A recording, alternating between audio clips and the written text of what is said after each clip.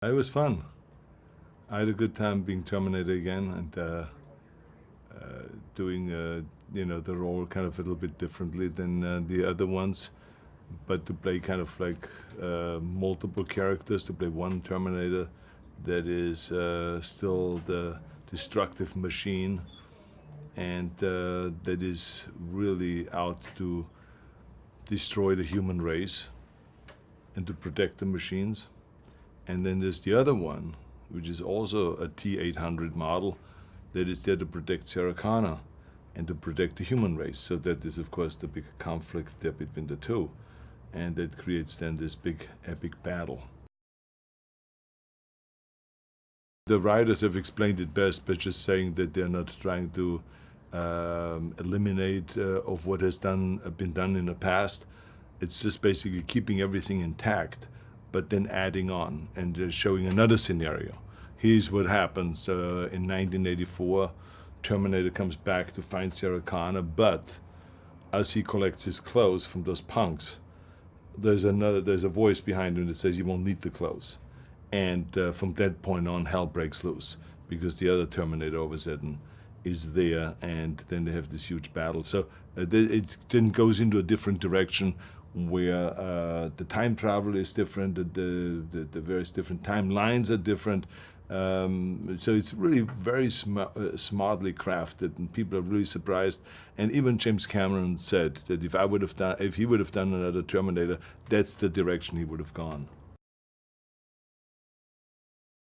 It's a really interesting thing that what they did with Terminator, with the Genesis, because they have used all of the real action as much as you can.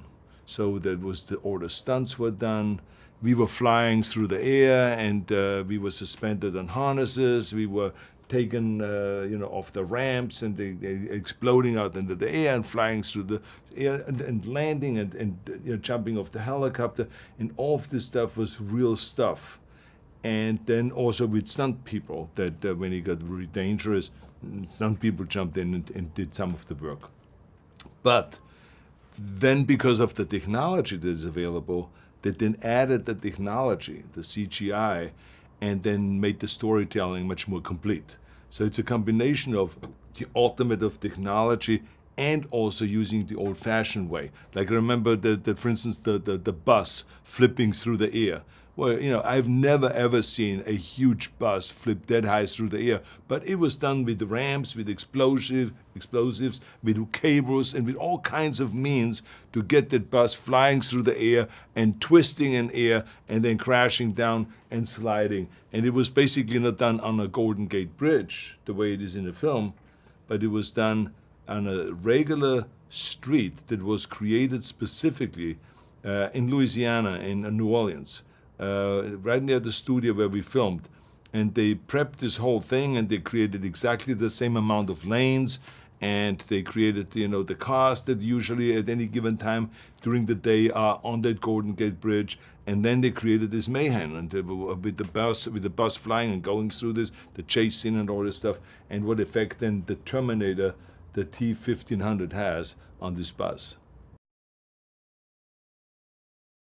Well, it was interesting for me to fight myself because they were very smartly hiring a bodybuilder that was kind of a Mr. Universe physique he had, and also stuntman. So he was really good with the fight scenes, and he was, had the body that 20, 30 years ago you wouldn't have found. But now there's a lot of stunt guys and a lot of people that have bodies like that because they've trained really hard, and technology is available with the machines and the training and all this. And this guy was a competitive bodybuilder, and so he was doing this fight scene with me, and the idea was that was me from 1984. And so to me the whole time was always the question of how are they going to do the face replacement, how did they do the head replacement, how did they do the changing of the body, because he has the Mr. Universe physique, but it wasn't exactly the same body I have because everybody is different. So so they did with technology again a really great job in making it all possible. Besides the great fight scenes, and the battles, the futuristic war and the chasing and all that stuff. To me, the story itself and the emotional roller coaster ride, I think, is going to be the most powerful thing in a movie.